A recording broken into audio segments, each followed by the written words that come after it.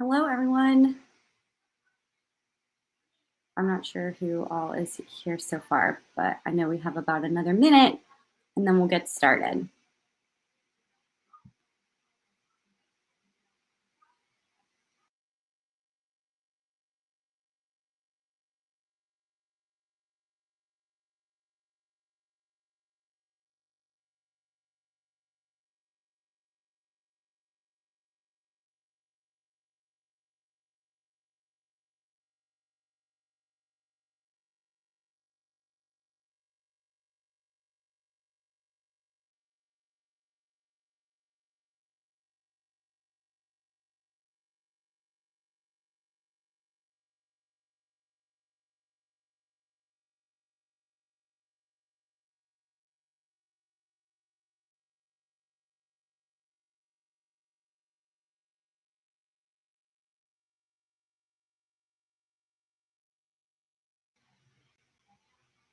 Hi, hello. Yeah, and this is my first time using this platform, and it's very neat. So if you are here and would like to throw in the chat where you are tuning in from, I always sort of love to see where folks are located.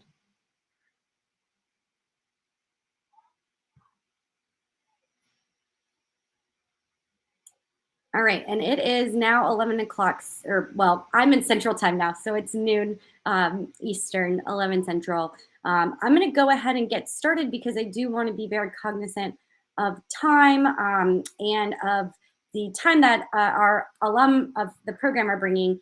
So anyway, thank you so much. I'm going to share my screen. Hi, Cheryl from New Jersey. Okay, and from Phoenix. Hi, Nikki. Okay, so let me see here. I'm going to share my screen, a tab, my presentation, and let's go ahead and present here. Okay, perfect. So my name is Peyton Tanner. I am the Director of Admissions for the Security Studies program at the Georgetown University Walsh School of Foreign Service. I'm going to give you all an overview of our school and an overview of the Security Studies program.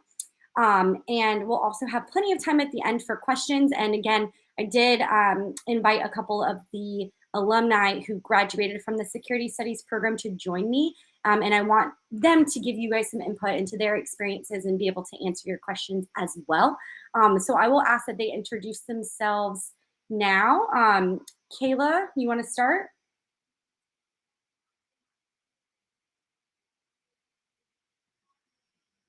Oh, sure. Sorry, if I can find the mute button, I'd be happy to start. Hi, everyone. My name is Kayla. I am a recent graduate of Georgetown Security Studies program, and I currently work for Georgetown University Center for Security and Emerging Technology, where I'm a research analyst and I read and write about artificial intelligence, cybersecurity, and their implications for national security. So I love my job, to say the least. And before I did that, I actually worked at Deloitte for 2 years. Not in cybersecurity, but in federal consulting. And that was also a great role that Georgetown's networks actually helped me get. So glad to be here with you all today. Am I supposed to include anything else in my intro? No, that's perfect for now, Kayla. Thank you so much. Awesome. And then we also have Nathan with us. Yes, hello everyone. I'm Nathan Guerra. First, I'd like to express that all views are my own and not associated with my current or previous employers.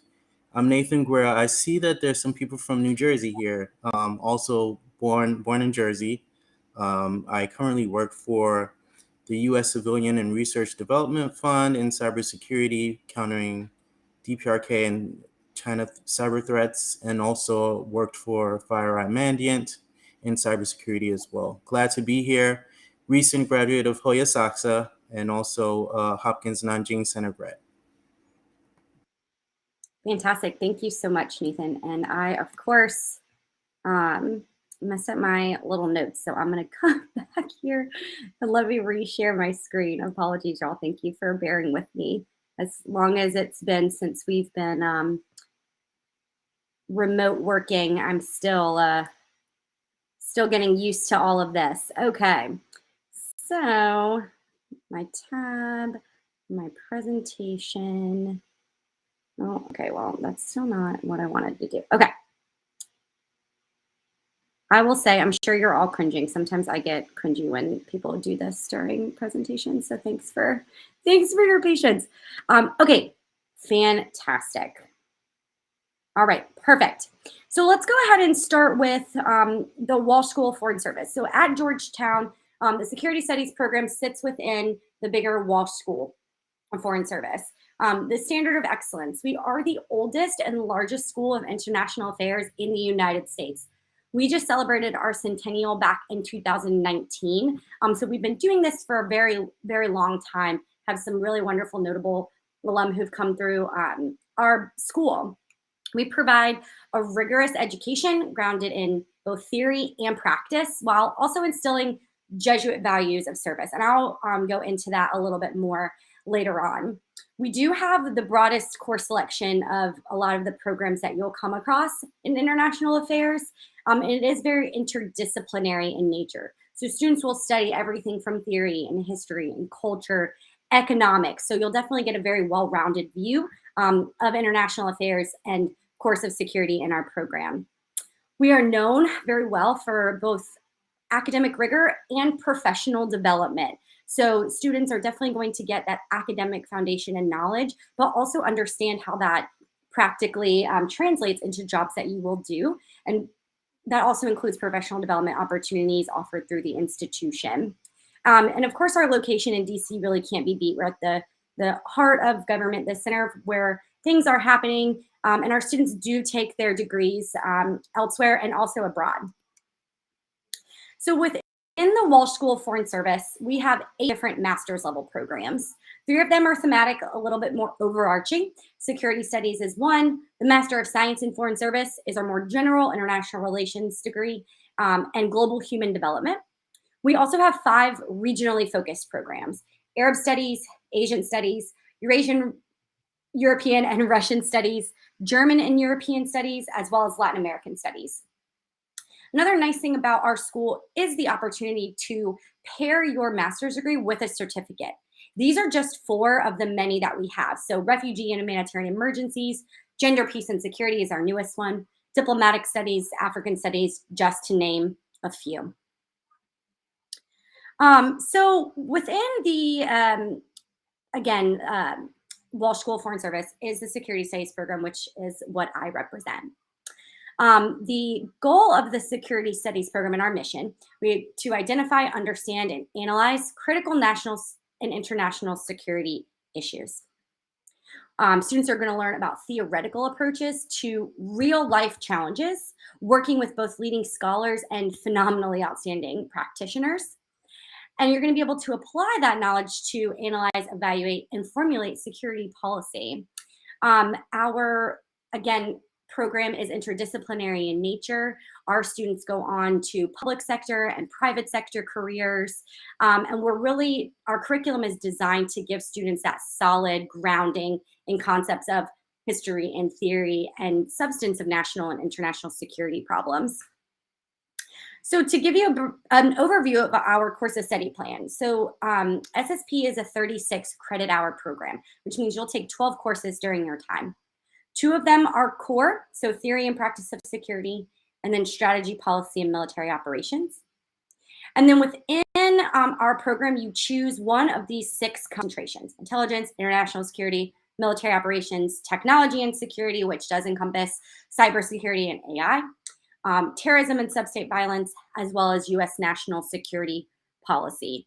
Our concentrations are not like majors that you would choose in undergrad. It is just a way for you to structure your 12 courses and get a very broad and well-rounded view of security and national security issues.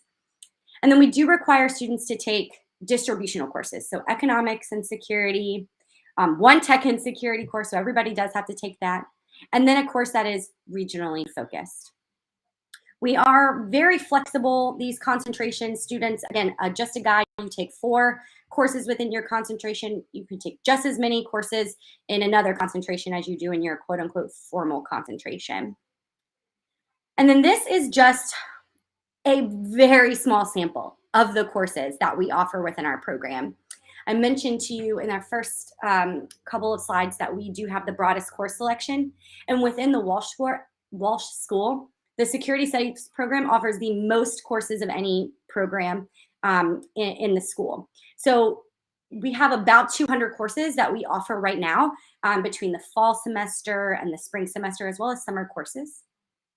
Again, this is a smattering of our courses, but the nice thing about being a student at Georgetown is the ability to take classes across the institution. So if there's a class in the McCourt School of Public Policy that you'd be interested in, or in one of the other programs within our school, or in the Department of Government, you do have that opportunity. Currently, our technology and security concentration is our fastest growing concentration. And I just checked the list this morning before this call. We have 42 technology and security courses offered within the Security Studies program right now. Fastest growing, so we are keeping up with the times, the trends, and offering new and better courses each semester. So I would like to next highlight what makes the Security Studies program unique, or Georgetown unique. I get this question a lot. Why should I choose Georgetown over other programs? But I will speak specifically to the Security Studies program now. So we do have a part-time option for students. So full-time students take 3 courses per semester. A part-time student can take 2 courses per semester. So you still have the ability, if you're coming into the program currently working, or wanting to work and spend your daytime hours, doing something substantive and practical in the national security space, you have that option and that flexibility. If you go straight full-time, if you go straight part-time, it does take about 3 years, but you can take courses in the summer as well. And I think that's my next bullet point. So we have an extremely, extremely robust number of summer course offerings. Just this past summer, we had 30 classes offered in the summer, which is not something that you will get anywhere else. It's a wonderful opportunity taking summer classes if you are continuing to work. You can take up to 2 courses in the summer. It's not like, for those of us who are in the workforce now, we know that we don't necessarily get a summer break. So it is nice to be able to continue on and take those classes in the summer. And if you do want to be a part-time student all the way through, this does shorten your time to graduation. Also, and as Kayla noted, her role at CSET, we are affiliated with the Center for Security and Emerging Technologies.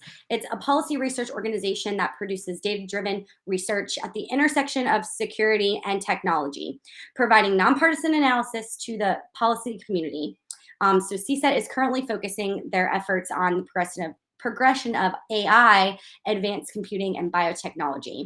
CSET seeks to prepare new generation of decision makers to address the challenges and opportunities of emerging technologies. And it's been such a wonderful addition to the Walsh School. And we have a lot of students who are analysts there, or vice versa. Our alum will go and work for CSET after they graduate. We have a very active alumni community as well. I'm very grateful that Kayla and Nathan were able to join us this afternoon.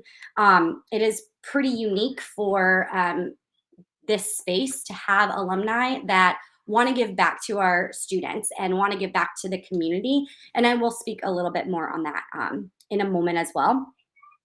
And then our Jesuit identity. Not a lot of students kind of think about this when they're looking at graduate school, and specifically a program that focuses on national security, defense, and technology. But Georgetown is a Jesuit institution. It's a sect of Catholic priests. The Jesuits are very focused on education and also service. We have this concept of cura personalis, which means care of the whole person. And so when you're a student in our program, our faculty and our staff really care that you're developing spiritually, if that's something you want to do, also socially, professionally, as well as academically. And I'm sure that Kayla and Nathan can speak to this as well a little bit later. But our faculty members are invested in our students, and that's certainly something that maybe you got when you were an undergrad, but that's definitely part of who we are and what makes us very unique in the graduate school space. So along with courses, studying classes, obviously you want to learn some things and be able to gain marketable skills and knowledge when you graduate. But we also have a lot of students who are involved. So we have a very robust and involved student council. They plan events for us. Our Graduate School of Arts and Science and the School of Foreign Service at large have a lot of clubs and organizations that students can be a part of. We play a friendly rivalry of flag football against the MSFS program. Kayla and Nathan, I'm not sure if y'all participated in that. And then lots of conferences, events throughout the year, wonderful speakers. We have a Tuesday lunch series. Students will write for our Georgetown Security Studies Review, which is a peer-reviewed journal. Students will work or intern during the day. All of our classes are offered in the evenings. So you do have, again, your daytime hours to do some of those things. Georgetown is very unique in the graduate population that we have at our institution and the level of involvement of our graduate students. So we're definitely committed to academic and professional growth, but also getting to know your peers, hoping that, of course, you'll learn just as much from them as you do from your faculty member, and that these peers will be your colleagues in the security space moving forward. So to go back to our alumni, we have a very robust alumni mentor program, and it seeks to connect current students with our alum working in the security subfield or organization of your interest. So you'll connect with them. You'll build your professional network. This is a phenomenal way to do that. Professional coaching, a lot of our alum will help with resume review or interview prep or introducing their mentee to their professional network. It can lead to internship or employment opportunities as well. And also just advice on what your academic trajectory should look like or could look like, what sorts of things you can be doing to set yourself up for success after you graduate. The great thing about the mentor program is the opportunity to apply for mentorship every single semester that you're in the program. So you're really building that network and connecting with multiple alum during your time in SSP. And so that leads perfectly into jobs, right? Employment outcomes, career resources, our students want, and even if you're working in the field right now, what these outcomes look like for a graduate student. We don't yet have our class of 2021 data, so I'm sharing the class of 2022 data. But of the students that we have heard from, 78% knowledge rate, which is actually very phenomenal. 97% of our alum are employed or furthering their education by March of 2021. So phenomenal successes in the career space. So these are some of the destinations of our graduate students. Again, public sector, private sector, small sliver in the nonprofit sector. And I'll also highlight that the Graduate Career Center is a very wonderful resource for all of our students. They do career coaching. They bring employers to campus or on Zoom. They have career events. We have a very robust set of programming in January called Jumpstart January, 2 weeks of programming, alumni engagement, an entire system of our own called Walsh Works, where we post jobs and internships. And I'd also like to highlight that our Graduate Career Center is a resource that you have for the rest of your professional career. So even after you graduate, if in 5 years you are looking for a job or you want to go through a salary negotiation conversation, or if you, which is wonderful, want to come back and hire some of our Hoyas, that's a great resource for you to be able to get some really good talent in that pipeline as well. So transitioning over into admissions. So if you are interested in the Security Studies program, I'll highlight some of our details. So the spring application for 2022 is passed. Obviously, October 1 is passed. but every year on October 1st, that's the deadline for a spring start if you'd like to start your graduate career in January. Fall 2022 applications aren't due yet, January 15, but any fall application is always due on January 15. So you can pretty much count on our dates staying the same. And we'll be here obviously past 2022. So if you're still discerning and contemplating when and where you'd like to go, SSP will be here for 2 cycles a year. Components to the application include your undergraduate record, right? So we'll ask for your transcript, your grades. If you do have any other advanced degrees, we'll ask for those as well. Either a standardized test score or a writing sample. So if a student chooses to take the GRE, obviously we'll take that. But we also have the option for students to submit an analytical writing sample instead of a standardized test score. We'll ask for your resume, 3 letters of recommendation, professional and or academic, statement of purpose, which discusses your goals, motivations, and interests in the program. And then we also have the option for students to submit a background statement. So it's less professional, more the ability for you to tell the committee just a little bit more about you, any obstacles you've overcome, anything that will make you a good community member for Georgetown and for our program. That's definitely a place where you can sort of just more casually let the committee know more about you. And that certainly leads really well into our review process. And then I would like to highlight this now, that we holistically review every single applicant. You're reviewed on the entirety of your application, every single word. We're in the middle right now of evaluating applications for the spring 2022 cohort. We read every word of your statement, every word of your background statement, every word of the letters of recommendation. So we review everything, not just the numbers from GPA or the numbers from a GRE score or the fact that maybe your career trajectory went a little bit in a funky path. So very, very holistic. Academic and professional preparation is something we look for, of course.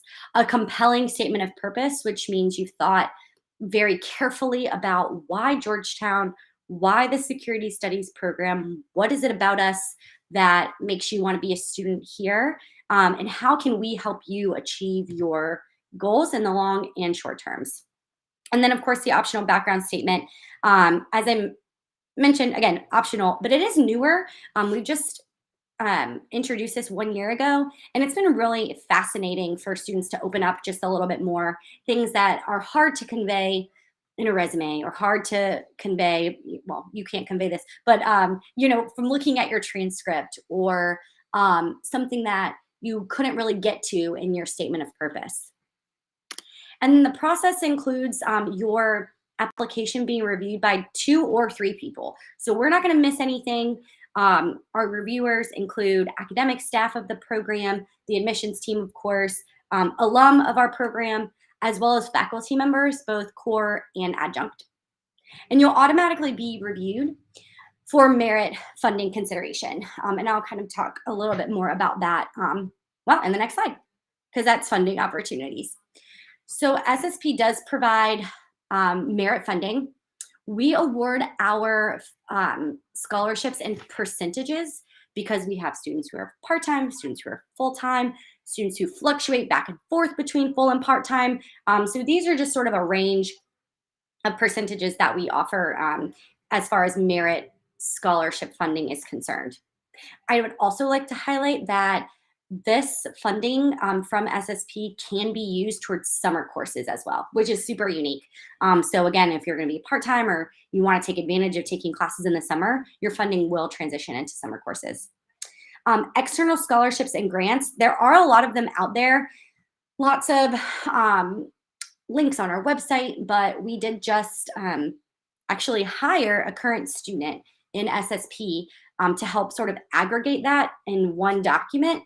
So Freddie's working on that now. So if you ever are interested in seeing that document, it's a work in progress, but it does provide students with an easier way to weed out things that you might not qualify for, or that might not be the amount that you're looking for, or deadlines. So we definitely try to make that process really easy, because it can be a little bit more difficult at the graduate level to apply for those external opportunities. But I will say that there are a lot of them. Any fellowships and employer assistance as well. That's something that I know, at least in DC, some employers will provide some type of tuition assistance, whether that's paying for one class a semester or giving a certain dollar amount. So that's always something to ask.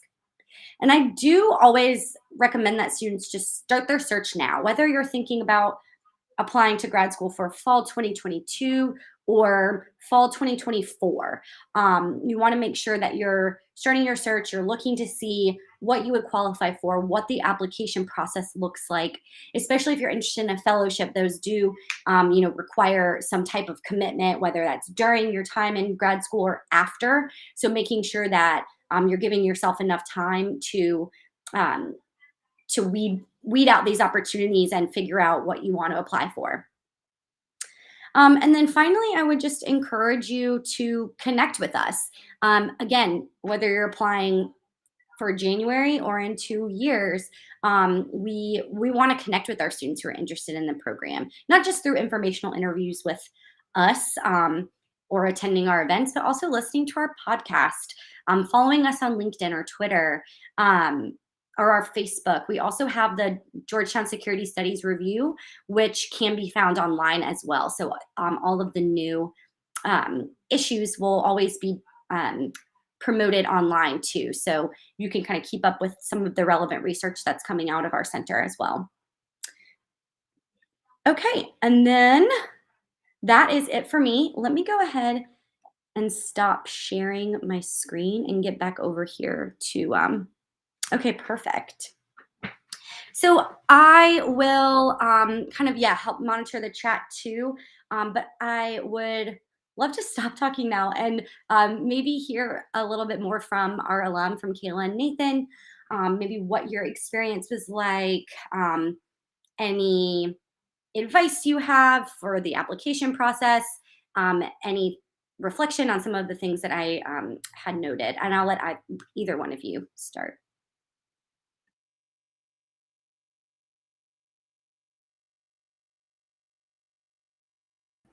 Well, as they say, ladies first, so I will let Kayla go ahead. Thank you. All right, thanks so much.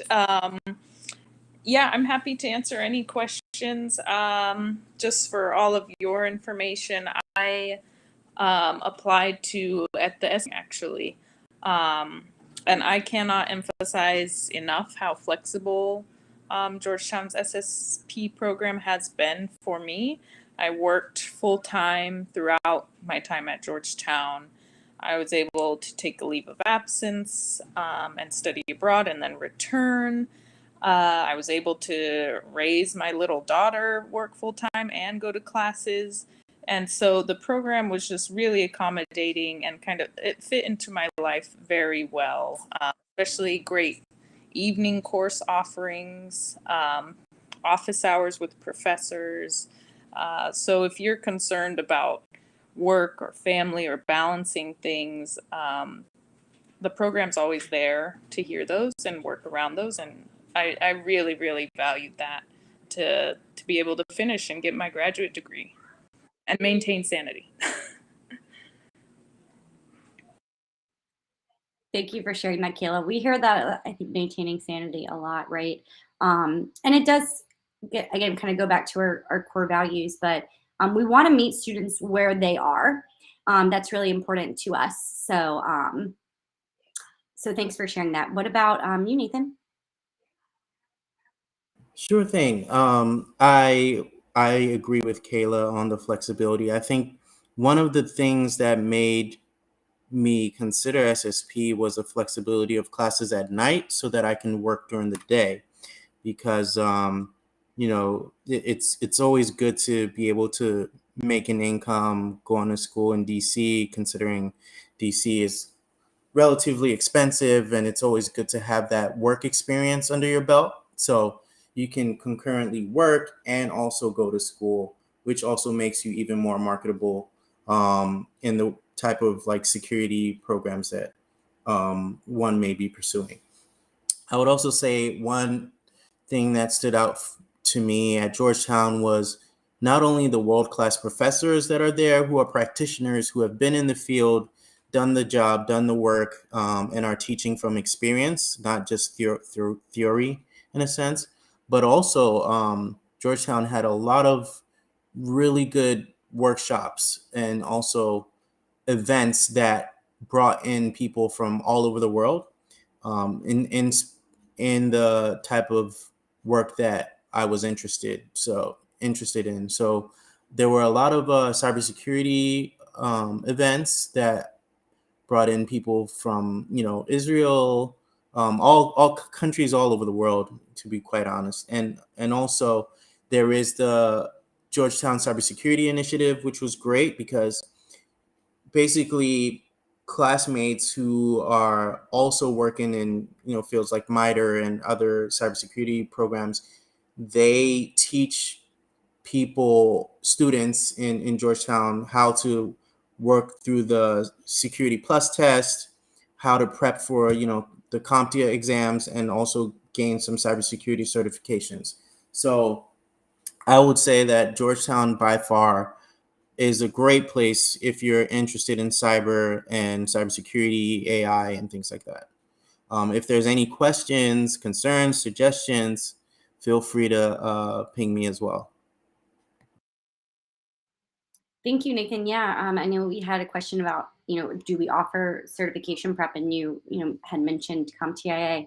I think something that's also really nice is that we listen to our students. So if there are courses that you want to see, if there are speakers that you want to hear from, if there are certifications that you're interested in getting, we're very committed to your development, right?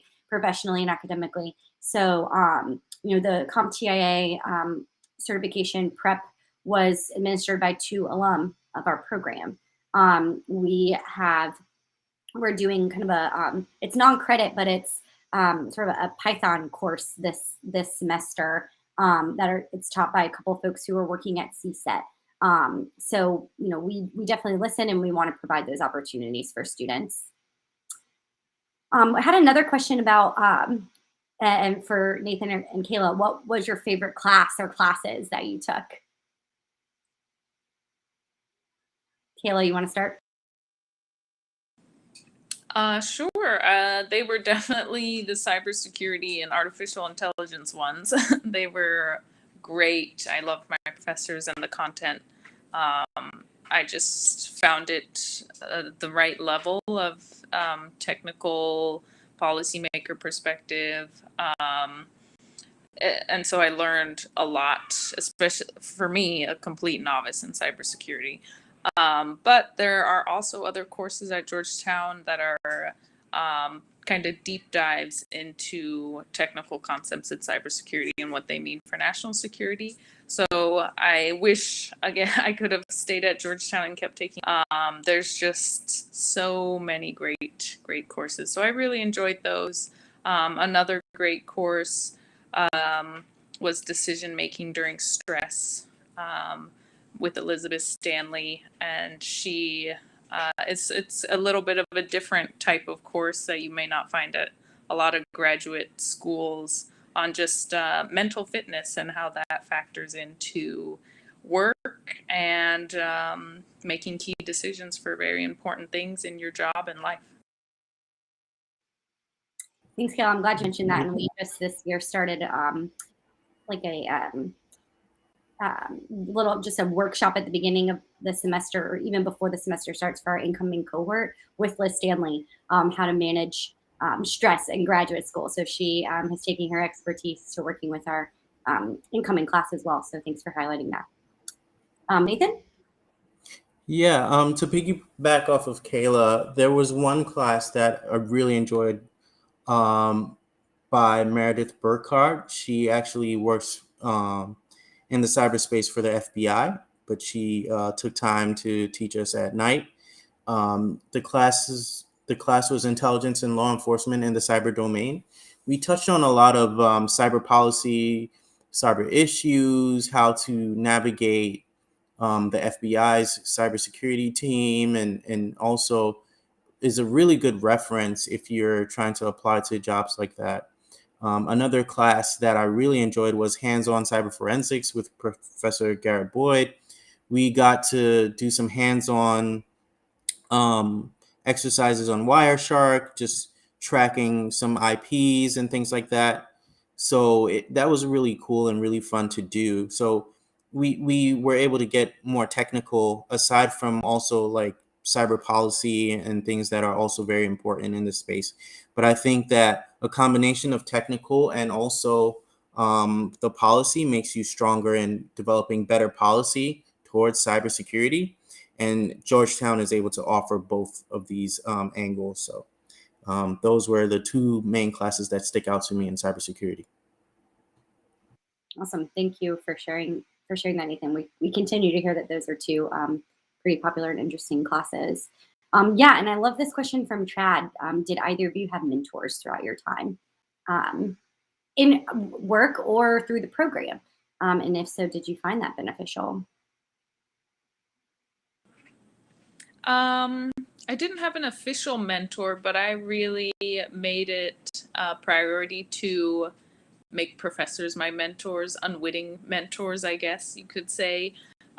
Even though they're, fully willing and happy to host office hours, I would really take advantage of that and just chat with them about their professional background and how they got to where they are and advice. So I talked to a lot of professors and used those insights. Also just asking, hey, I'm really interested and would love to work in cybersecurity. Do you happen to know anyone who's currently doing this? And would you mind sending me their contact info so I could chat?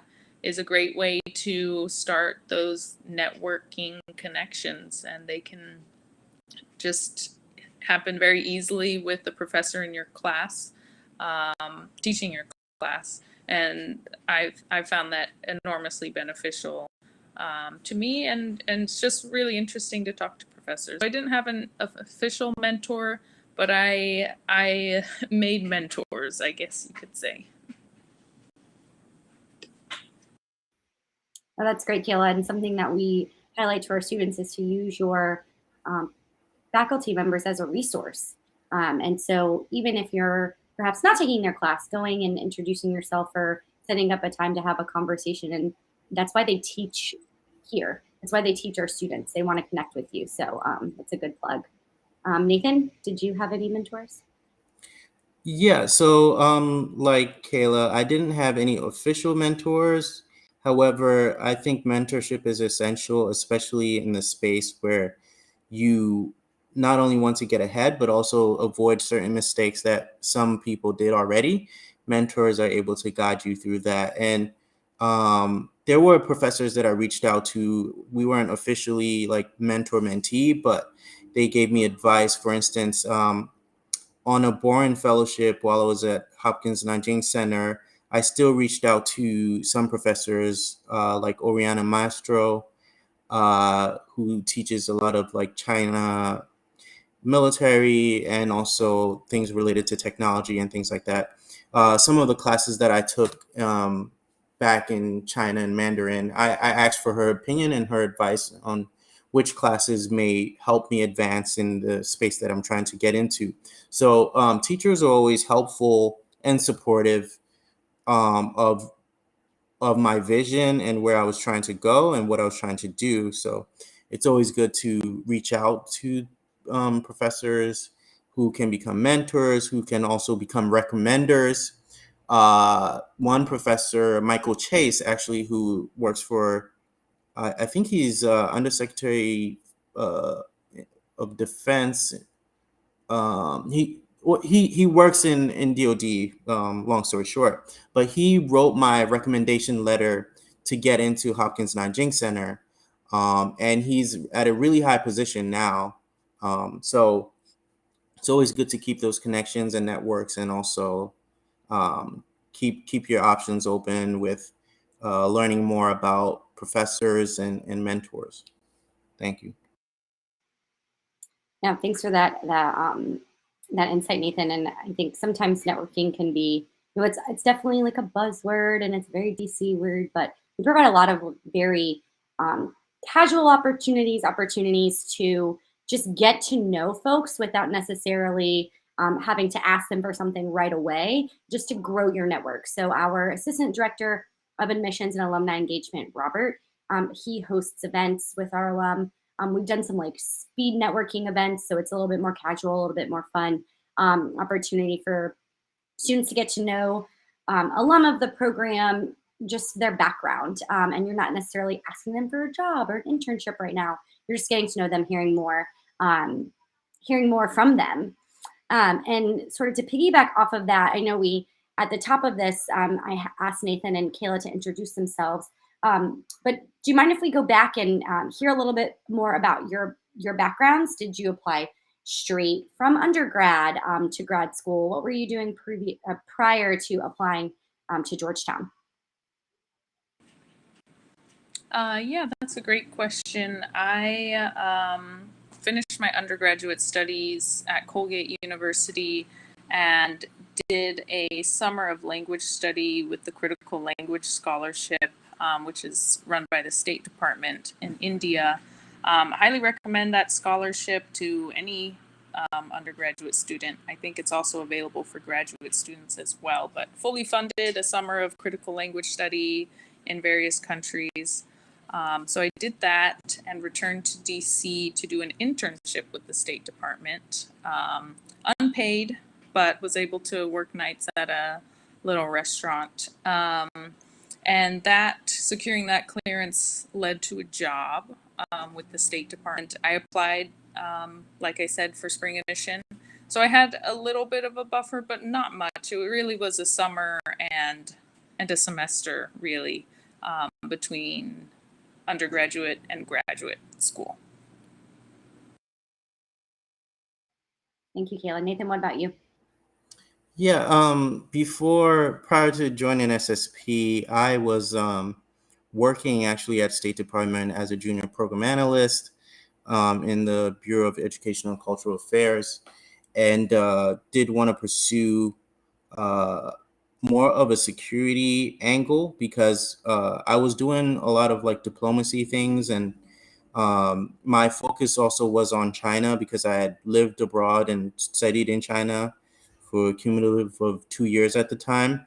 And so I thought that security studies would be the best angle for me, considering that US and China, there's always a security angle that is very important and rising. And I guess through my time at Georgetown SSP program, I also pursued cybersecurity, which also led to that kind of combination. So there's no clear route. I was also at the time, right before I joined, I took one semester at American University and then ended up pivoting to Georgetown. So there's no like clear cut way of, oh, this is what I want to do. I'm 100% sure of this. You can always find new angles and new ways. And so don't hesitate to explore, but always keep in mind what's your end goal, and then you can work backwards from there to see what would best fit your interests. Thanks.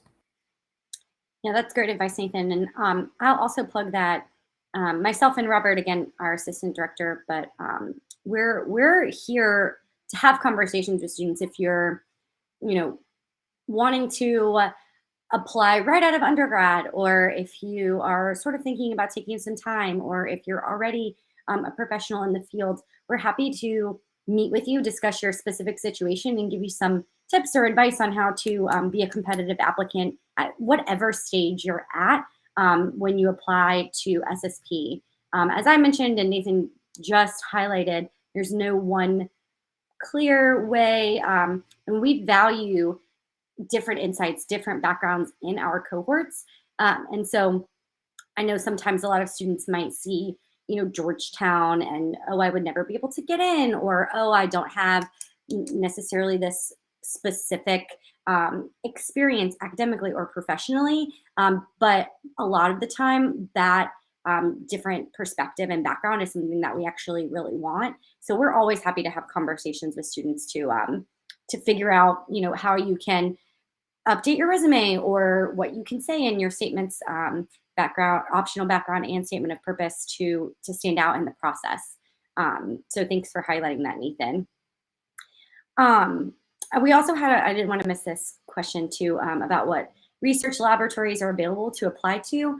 The Security Studies program, again, I mean, CSET is a, definitely that think tank that's affiliated with us. We don't have, like maybe some graduate programs do, premier or like guaranteed opportunities for students to go into different research paths or internship paths. But if students are interested in research, we can help connect you with somebody who's there, who was there. Our faculty members are really wonderful in this. So at Georgetown, we have a lot of centers and institutes that conduct research. The Center for Women, Peace, and Security is one.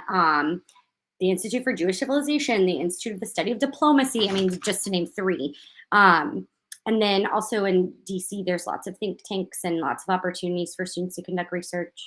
Also being a research assistant for a faculty member, writing for the GSSR. But if there's something specific, and I always tell this to students, some specific internships, some specific research institute or lab that you're interested in, we can help connect you with those opportunities. So can our Career Center. Okay, I think that I got all of the questions that I had here in my little chat. Class research lab, certificates, alum. Yeah, perfect. Are there any other questions? Any additional nuggets of wisdom or insight from the alum in the house?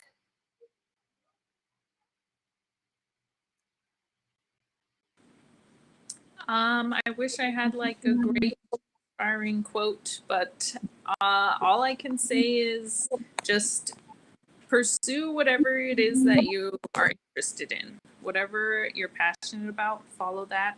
And because there's a lot of noise out there, a lot of distractions. I'm,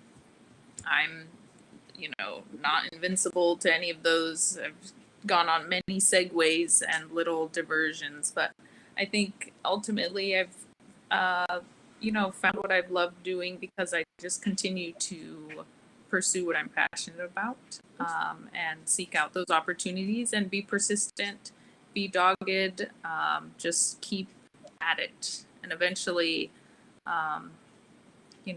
things will go and get to where they need to be as long as you're passionate about it. That's what I would. That's excellent. Nathan, any last thought from you as we wrap up?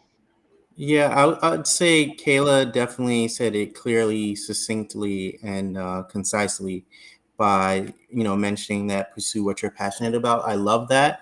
And if I were to add, I'd say also don't be afraid to pursue anything that scares you or anything that you think may not work. Because what if it does? And I was in that position several times, especially even considering applying to SSP. Again, I was at American thinking that I would never be able to get into Georgetown, so why even consider? But I realized, and also keeping in mind that I was already one semester in a different, institution.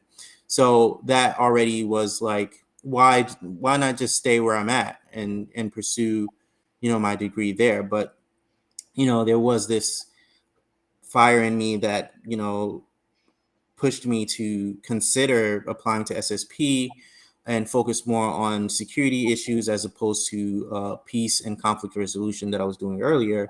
And that led me to cybersecurity. And so, when you're pursuing something that you're passionate about, there might be fears, there might be doubts, anxiety, of course. I've had a lot of that, but don't be afraid to pursue it. Do not be afraid to pursue what you're passionate about, because it would lead to many more opportunities, and it would lead to, I guess, wholesomely a happier experience because you care about this. So that's what I would add to that. But I think Kayla hit the nail on the head. Thanks. So Nathan, that's very solid advice. And Kayla, same to you. Sage words of wisdom for folks who've gone through it, which is always my goal. I want to connect prospective students, interested students to our community, to current students, to faculty, to alum. So if there's ever anybody that you'd like to connect with, if you have questions, obviously you're welcome to reach out to us on staff, but we're on our networks too. So anyway, if there are no more questions, I definitely again want to be mindful of time and mindful of the time of this fine Friday.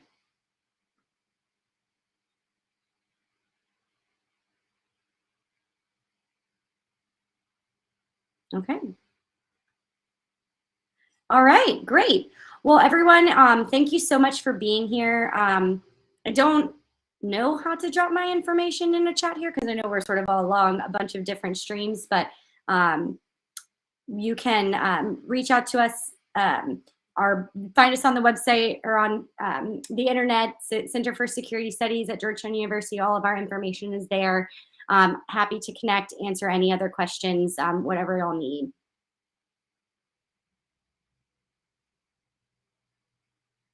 Thank you. Thank you, everyone. Yes, and Nathan, Kayla, thank you for being here. Thank you all, and do not hesitate to reach out to me as well for any advice or any help or support as well after you reach out to Peyton. If you have any questions about how Georgetown was, my experience, or anything, I'm always available. Thank you.